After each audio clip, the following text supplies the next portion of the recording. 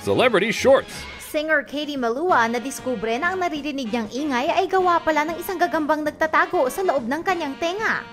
Nagpunta sa mga doktor ang 30-year-old na popstar matapos siyang makarinig ng ingay nang nagkakamot sa loob ng kanyang tenga ng isang linggo. Laking gulat niya nang nadiskubre nila na ang pagkakamot na ingay ay gawa pala ng isang jumping spider na nakatira sa loob ng kanyang ulo. Gumamit ang suction ng mga doktor para mahuli ang gagamba na pinakawalan ni Katie sa kanyang hardin.